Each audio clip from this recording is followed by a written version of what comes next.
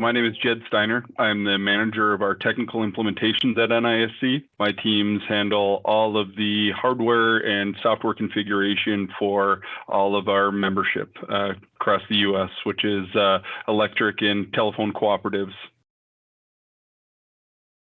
With our membership, we provide billing and accounting and engineering software, but then we also manage the hardware infrastructure for a number of our members. And we have done that with physical servers in the past and also deployed virtual infrastructures for our members. And our membership, the majority of them are fairly small cooperatives, and they don't have a dedicated IT staff. So we were looking for a kind of a VMware in a box solution to be able to provide to our members that we can manage remotely, has a small footprint from a hardware perspective in their office, and is easy to get in place and honestly just runs. So that's really what we were looking for, and we'd used some other products that were sunsetted, and we really had a challenge in finding a replacement for that, and came upon StorMagic and put that through a proof of concept, and it absolutely met our needs and really exceeded our expectations.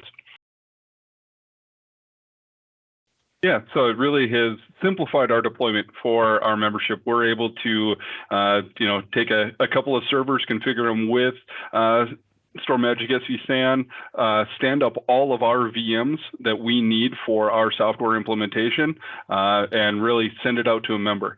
We've reduced the number of on-site visits that we need for a virtual infrastructure implementation, where we can have everything configured, have a diagram made. Hey, these are literally the cables that you need to plug into your switch into these ports, and we are up and running and can have their VM infrastructure up and in place and ready for our deployment teams to start working on the software. Yeah, so I think, right there was one of them, the ease of that deployment and then the management of it for our support. The other huge benefit for us is with moving to StorMagic vSAN, we were able to standardize on single socket hosts for the infrastructure, and that is huge for us as we run an Oracle backend for our database. And with standard edition licensing, you have to license each CPU socket in the VM infrastructure if you want to have high availability.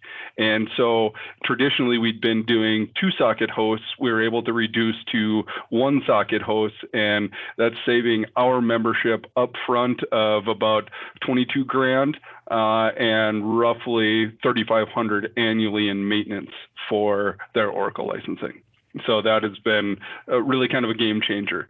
Then, the other benefit, we have that standard configuration. We know what we're putting into our member sites. We're not landing on existing VM infrastructure that may not have the backend storage that we need from an IOPS perspective. We're able to control some of those things. We've put StorMagic through the paces and really hit it hard with our specific workloads, and we know that it's going to perform as we need it to.